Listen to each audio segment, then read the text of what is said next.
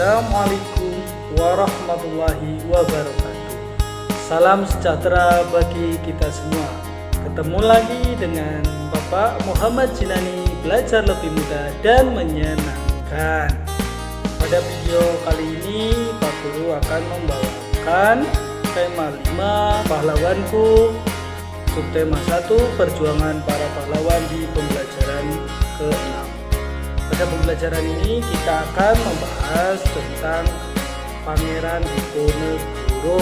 Ya, kalian juga pernah belajar tentang pahlawan-pahlawan lain di pembelajaran sebelumnya. Agar lebih jelas, ayo anak-anakku sekarang lihat tayangan video berikut ini.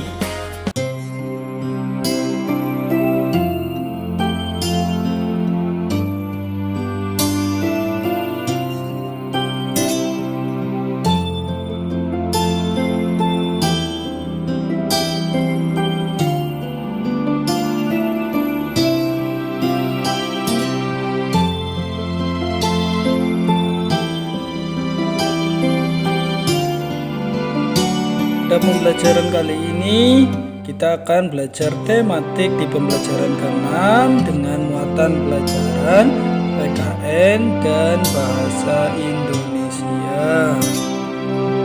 Untuk tujuan pembelajarannya yaitu nanti kalian diharapkan bisa menyebutkan informasi tentang salah satu pahlawan. Terus nanti kalian juga diharapkan dapat mempresentasikan informasi tentang salah satu pahlawan tersebut.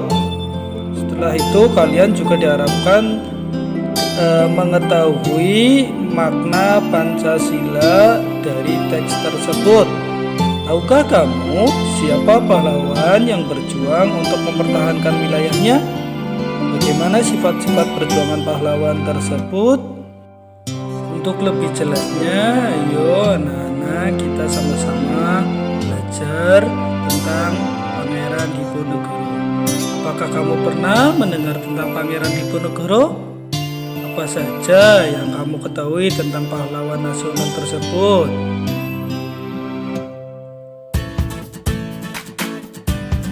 Ini adalah kisah tentang Pangeran Diponegoro.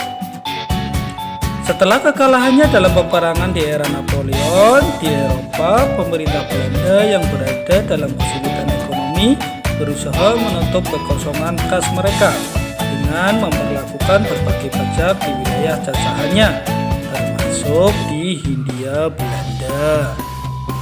Untuk memperkuat kekuasaan dan perekonomiannya, Belanda mulai berusaha menguasai kerajaan-kerajaan lain di Nusantara. Salah satunya diantaranya adalah Kerajaan Yogyakarta.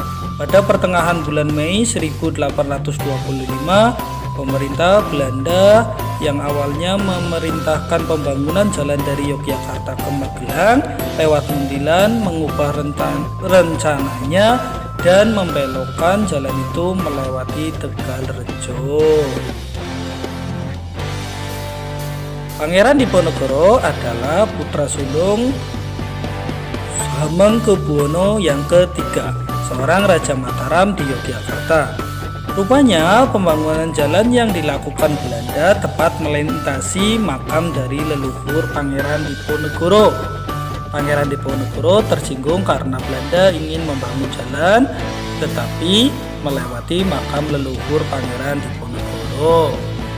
Perang Diponegoro terjadi pada tahun 1825 hingga 1830. Perang Diponegoro merupakan salah satu pertempuran terbesar yang pernah dialami oleh Belanda selama masa kependudukannya di Nusantara.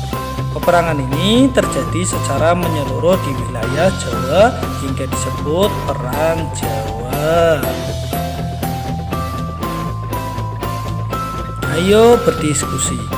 Berdasarkan informasi yang kamu peroleh, buatlah peta pikiran mengenai Pangeran Diponegoro. Siapakah nama tokoh dalam gambar tersebut? Perilaku yang pantas ditiru dari tokoh tersebut, asal daerah dari tokoh tersebut, dan perjuangan yang dilakukan.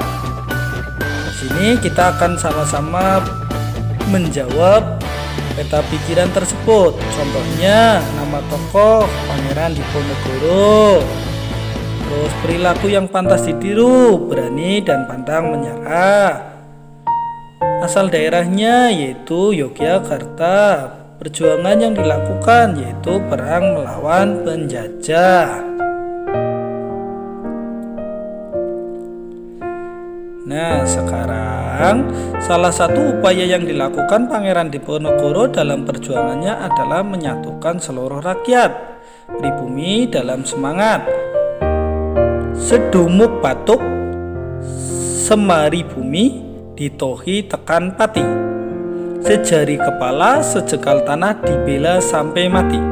Usaha ini berhasil karena Pangeran Diponegoro melakukan disertai dengan mempelopori, mencontohkan dan memberi komando yang jelas kepada semua rakyat, khususnya rakyat Jawa. Apa yang kamu teladani dari perjuangan Pangeran Diponegoro? Yaitu keberanian dan sikap pantang menyerah melawan penjajah.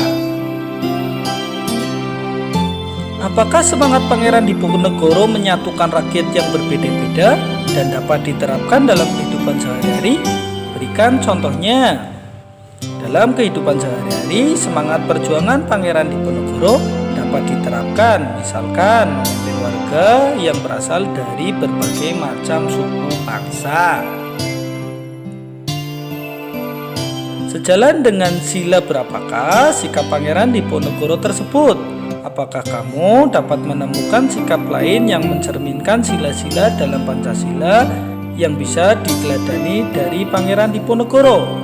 Yaitu tindakan yang dilakukan Pangeran Diponegoro sejalan dengan sila ketiga Pancasila, yaitu Persatuan Indonesia. Ini adalah perjuangan dari Pangeran Diponegoro yang mencerminkan sikap Pancasila yang ketiga, yaitu Persatuan Indonesia. Nah, semoga video ini dapat menjadi inspirasi buat anak-anak semua di rumah, dan semoga anak-anak juga bisa meneladani sikap kepahlawanan Pangeran Diponegoro tersebut dalam kehidupan sehari-hari. Terima kasih. Kurang lebihnya Bapak minta maaf. Wassalamualaikum warahmatullahi wabarakatuh.